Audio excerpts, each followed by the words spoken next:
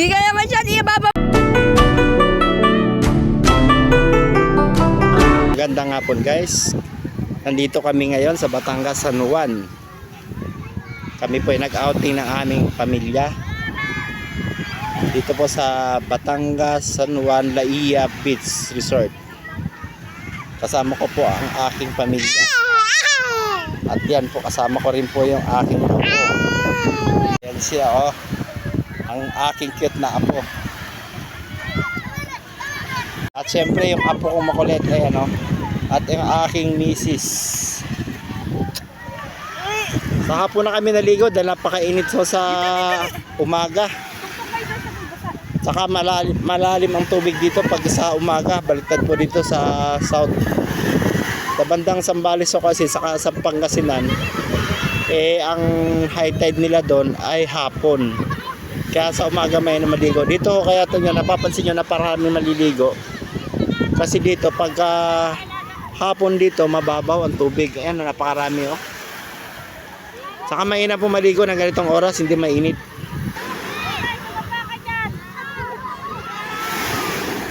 At tapos ko nang maligo ay nag-alaga naman ako ng aking apo. Napakabait naman itong alagaan ng aking apo eh. Oh. Ayan, nanonood lang siya ng mga naliligo. Dahil gusto niya naliligo rito.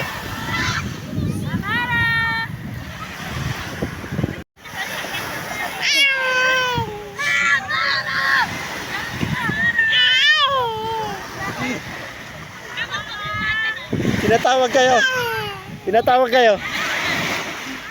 Marunong.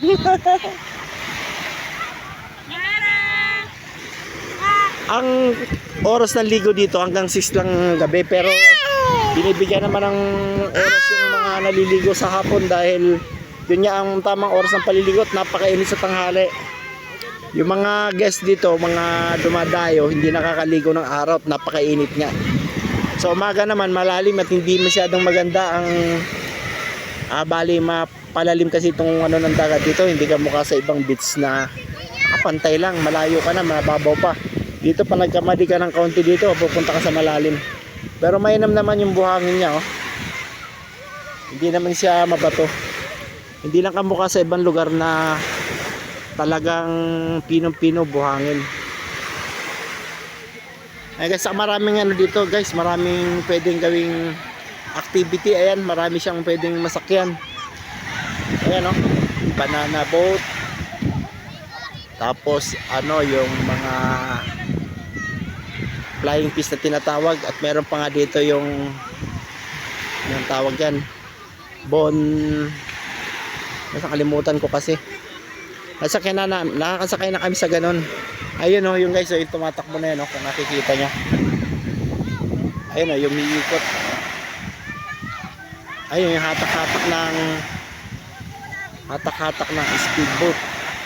Ayun, medyo malayo. Ayun oh. Ayun, hatak-hatak ng speedboat.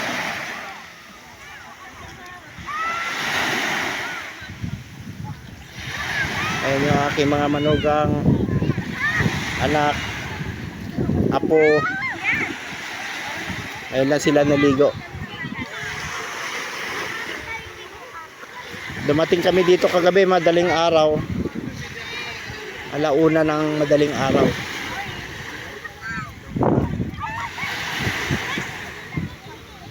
Napakasarap pa maligo ngayon. Itong oras, napakalamig na ng panahon eh. Hindi ka mukha kanina tanghali, may init.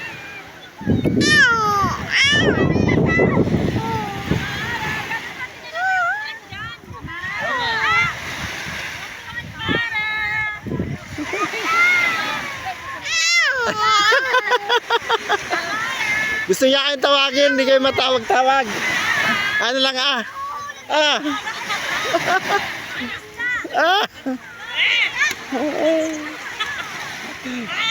Tawagin si mami.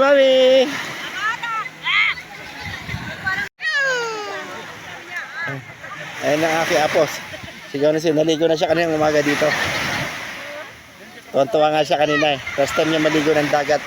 Nung unang punta namin ng dagat, 5 months lang siya, hindi siya makaligo at natatakot pa. Pero ngayon, marunong na, sanay na siya. Kami babad nga sa aming bahay na inuupahan dito. Ito ay nasa tabing dagat lang naman. Ayan.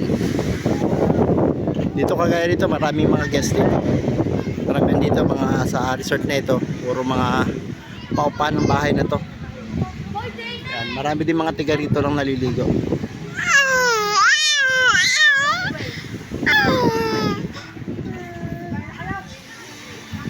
Ayan yung aming inuupahan.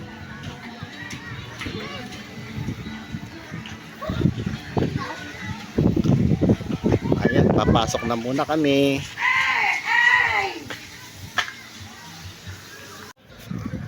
At yan na nga guys, madilim na. Pero may mga naliligo pa rin, no? Pagsi 7 PM na. Aray pa naliligo ngayon. Ayan guys, kahit mga bata, napakatatagal nila sa tubig, oh. Si ate, oh.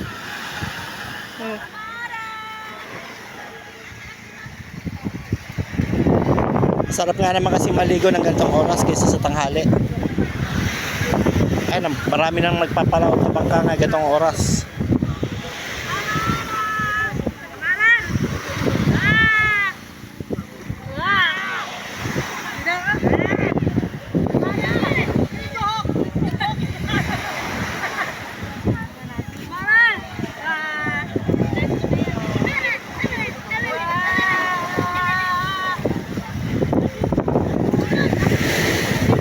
Low tide pa. Bukas ng umaga dito, malalim na naman ng tubig.